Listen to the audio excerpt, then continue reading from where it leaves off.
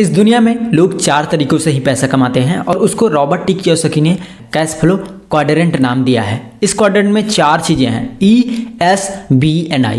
ई का मतलब employ, S का मतलब सेल्फ एम्प्लॉयड, बी का मतलब बिजनेस ओनर्स एंड आई का मतलब इन्वेस्टर्स। मतलब कि वो लोग जो सिर्फ एम्प्लॉय हैं, जो किसी न किसी कंपनी के लिए काम कर रहे हैं, किसी के लिए काम कर रहे हैं, जब उनको जॉब से अपने पैसा मिलता है उनको हम बोलते हैं ई क्वाड्रेंट में है या एम्प्लॉय हैं।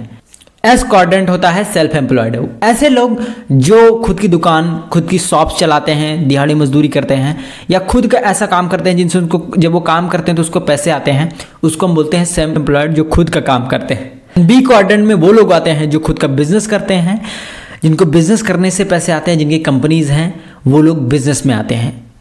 आई का मतलब होता है इन्वेस्टर। ऐसे लोग जो अपने पैसों से पैसा कमाते हैं, फॉर एग्जांपल जैसे वॉरेन बफेट हो गए, या ऐसे लोग जो अपना स्टॉक में इन्वेस्ट करते हैं और वहाँ से इनकम को क्रिएट करते हैं, उनको हम बोलते हैं इन्वेस्टर, जो आई क्वाड्रेंट में आते हैं। जो 3 चीज़ें इस बुक से मैंने लर्न करी हैं, पहली लर्निंग जो मुझे इस बुक की सबसे बेस्ट लगी वो ये थी कि बिजनेस वर्सेस सेल्फ एम्प्लॉयड, ये दोनों चीज़ें अलग अलग होती हैं। फॉर एग्जाम्पल हमको बचपन में या अभी भी बहुत सारे लोगों को ऐसा लगता होगा कि जो लोग खुद की दुकान खोल के बैठे हैं, जो खुद का होटल चलाते हैं, वो लोग बिजनेस कर रहे हैं। नहीं, बिजनेस एंड सेल्फ एम्प्लॉयड दोनों अलग अलग चीज़ें होती हैं। फॉर एग्जाम्पल किसी के पास एक बहुत बड़ी किराना की शॉप है, वो महीने का 10, 20, 50 लाख कमा भी रहा होगा, ठीक है, वो गल्ले पे बैठा रहता है, ठीक है, और उसके 4-5 एम्प्लॉय भी उसके लिए काम कर रहे हैं।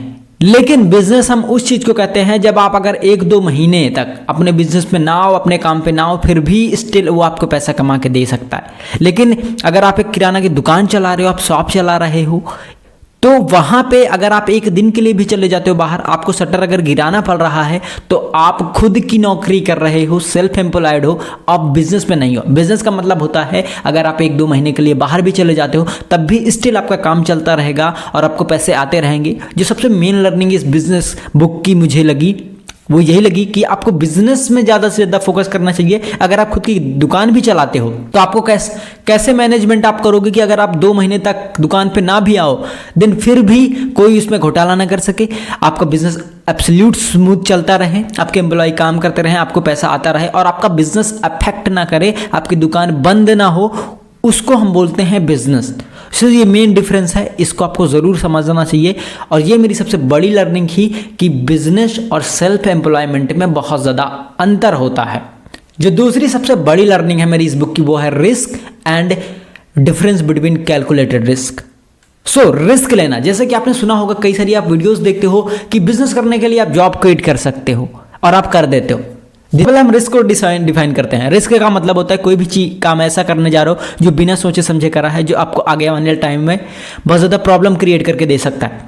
लेकिन कैलकुलेटेड रिस्क का क्या मतलब होता है कि आपने कुछ ऐसा समझा है और उसको करने जा रहे हो, आपको विश्वास है वो चीज़ कर लोगे। फॉर एग्जाम्पल किसी वीडियोज़ या किसी बुक में आपने देख लिया कि अगर आपको अमीर बनना है आपको जॉब क्विट करनी पड़ेगी, सो डोंट डू दैट। मैंने खुद नहीं करा था वो चीज़ को, राइट। आप क्या करोगे, अगर आपको क्विट भी करना है आप पहले खुद बैठोगे एंड कैलकुलेटेड रिस्क लेना करना पड़ेगा। अगर आप फैमिली वाले हो तब, अगर आपके पास फैमिली नहीं है, किसी को खाना नहीं खिलाना है, किसी की रिस्पॉन्सिबिलिटी आपके पास नहीं है, देन आप डायरेक्टली कैन डू इट। आप रिस्क ले सकते हो, कुछ भी कर सकते हो, क्योंकि उसमें आपको सिर्फ 1 दिन का खाना ही चाहिए जीने के लिए। अगर पैसे नहीं भी आ रहे हैं कोई चीज़ करने में तब भी आप ले सकते हो। बट अगर आपके पास फैमिली है, रिस्पॉन्सिबिलिटी है, then you can't do this. तो आपको क्या करना है, आपको मिनिमम आने वाली 4 से 5 महीने या 6 महीने का एक्सपेंस अपने पास होना चाहिए। आगे आने वाले 6 महीनों का एक्सपेंस आपके पास होना चाहिए, जिससे जो काम, जो चीज़ आप करने जा रहे हो, अगर 6 महीने तक आप उसको नहीं कर पाते, उसमें सक्सेसफुल नहीं हो पाते हो, देन आपकी जो फैमिली है वो सर्वाइव कर जाए, आपके साथ उसको भी स्ट्रगल ना करना पड़े। This was the main difference between risk and calculated risk. ये चीज़ आपको बहुत ज़्यादा अच्छे से देख करके चलनी चाहिए। कोई भी रिस्क लेने से पहले आप 2 चीज़ों पे उस पर आप खरा उतरो। पहला चीज़ ये कि क्या उसको सचमुच आप करना चाहते हो, दिल से आप उस चीज़ को करना चाहते हो, या जो करंट चीज़ में आप कर रहे हो उससे सिर्फ आप भागने के लिए एक बहाना ढूंढ रहे हो कि ये चीज़ मैं बहुत अच्छे से कर सकता हूँ। दूसरा, कैलकुलेशन करने के लिए सबसे बेस्ट तरीका है आप मिनिमम 6 मंथ का एक्सपेंस अपने पास रखो, जिससे कि अगर वो काम 4 महीने 5 महीने तक नहीं भी चलता है, उससे कोई पैसा नहीं आता है, फिर भी आप उस चीज़ को परस्यू कर सको और आप ई या यस से बी कैटेगरी में जा सको।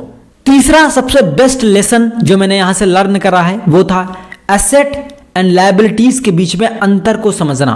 अब एसेट या लायबिलिटी होती क्या है? एसेट का मतलब होता है वो चीजें जो आपकी जेब में पैसा डालती हैं इन अ वेरी इजी लैंग्वेज, और लायबिलिटीज वो होती हैं जो आपके जेब से पैसा हमेशा खींच के ले जाती हैं। फॉर एग्जांपल, आप में से कितने ज्यादा लोगों को लगता है कि जो आपका घर है या आपके फादर का जो घर है वो आपका एसेट है? Type in A comment box yes. और मैं अभी आपको बताने वाला हूं कि कैसे वो आपकी लायबिलिटी है, या हम जिस घर में रह रहे हैं वो लायबिलिटी क्यों है। फॉर एग्जाम्पल, एसेट की जो सिंपल परिभाषा है वो ये कि जो चीज आपके जेब में पैसे डाल रही है वो एसेट है। अब हमारा घर जिसमें आप रहते हो वो कभी भी आपकी जेब में 1 रुपया नहीं डालती, बिकॉज आप उसको रेंट पे नहीं दे रहे हो।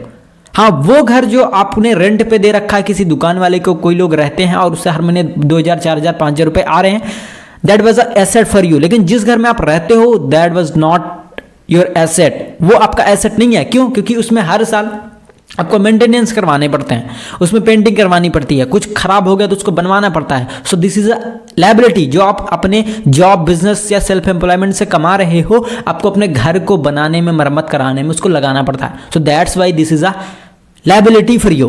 दूसरी चीज कार को लोग समझते हैं कि ये एसेट है, अमीरी की निशानी है, बट जब मैंने इस बुक को पढ़ा देन आई रियलाइज कि ये सबसे बड़ी मिस्टेक है लोगों की। फॉर एग्जाम्पल, आपने 12 लाख रुपए की एक कार खरीदी है, तो जो कार खरीदी आपने वो प्रॉपरली अगर आप उसे डाउन पेमेंट पे खरीद रहे हो then it is a good, फिर भी वो एक लायबिलिटी है। क्यों? क्योंकि आप उस पर पैसा खर्चा करने वाले हो in the sense of maintenance, petrol और जो सारी चीजें होती हैं वो आपकी लायबिलिटी, क्योंकि हर महीने वो आपसे कुछ ना कुछ पैसा निकाल के ले जाएगी। रोड टैक्स हो गया, जीएसटी हो गया, फास्टैग हो गया, बहुत सारी चीजें होती है कार्स में। सो जो चीज आपकी जेब से पैसा निकाल रही है वो आपके लिए लायबिलिटी है। सो अवॉइड इट। अगर आपको एक फाइनेंशियल स्टेज तक पहुंचना है, एक फाइनेंशियल फ्रीडम वाली स्टेज तक पहुंचना है, अवॉइड दिस। सारी चीजें, वो चीजें जो आपको पैसे कमा के नहीं दे रही हैं, ज्यादातर चीजें अवॉइड करो। बट कुछ चीजें ऐसी हैं जो आप अवॉइड नहीं कर सकते, उनको आप रख सकते हो। ठीक है। अब एसेट का मतलब क्या होता है?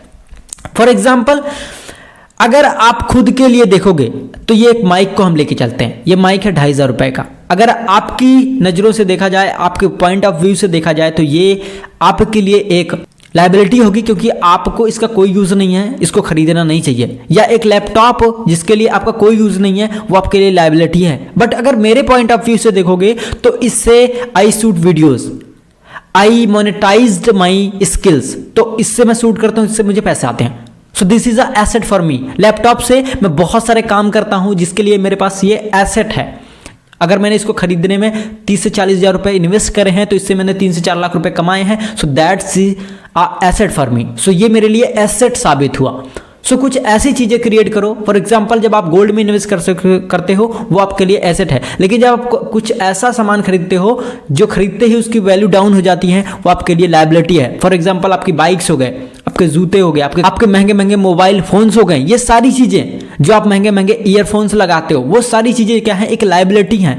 और ये ऐसी लायबिलिटी है जो बहुत ही बकवास तरीके से आपके पैसे को वेस्ट करते हैं। फॉर एग्जाम्पल, अगर आपने एक फोन खरीदा है, अगर वो 25,000 रुपीज़ का फ़ोन है, अभी लेटेस्ट निकला है, आप उसको इसलिए खरीदते हो क्योंकि वो एक इमोशनल अटैचमेंट है कि लोग बोलेंगे वाह क्या फ़ोन खरीदा तुमने। लेकिन वो शोरूम से निकलते ही उसकी जो प्राइस होती है वो 30% ड्रॉप हो जाती है। कोई भी फ़ोन आप खुद ट्राई करके दे सकते हो। अगर आप आज फ़ोन खरीदने जा रहे हो, खरीद के लेना और कल अपने दोस्त को उसको बेचने की कोशिश करना, अगर 25,000 का है तो उसकी कीमत आपको सिर्फ 22,000 रुपये लगाई जाएगी या 20,000 रुपये लगाई जाएगी। अगर आप कोई बाइक निकालते हो, शोरूम से बाहर आते ही 30% उसकी प्राइस गिर जाती है।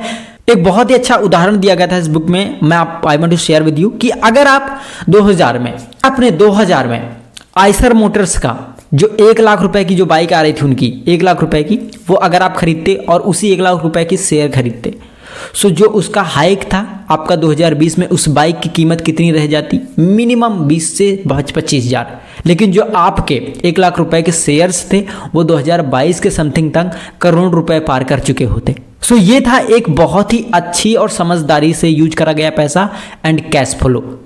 सो मेक श्योर कि आप कैश फ्लो को समझ पाओ। कैश फ्लो का मेन मतलब यही होता है कि आप पैसे ला कहां से रहे हो, आप पैसे लगा कहां से रहे हो, फिर कहां से खर्चा कर रहे हो। फॉर एग्जाम्पल, हमको एक आज फोन खरीदना है और सैलरी से हमको आते हैं 20,000 रुपए।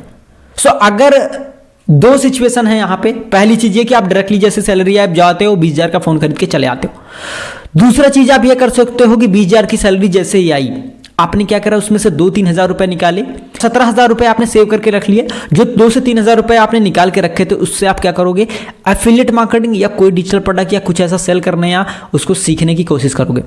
नेक्स्ट 1 से 2 वीक में आप वो चीज सीख जाओगे और जो वो आप पार्ट टाइम में 1-2 घंटे निकाल के काम कर रहे होगे, उससे जो आपने सीखा था, जो स्किल पे इन्वेस्ट करा था, उससे आप मिनिमम 15 से 20 हज़ार नेक्स्ट 25 डेज में आप कमा सकते हो बहुत इजीली।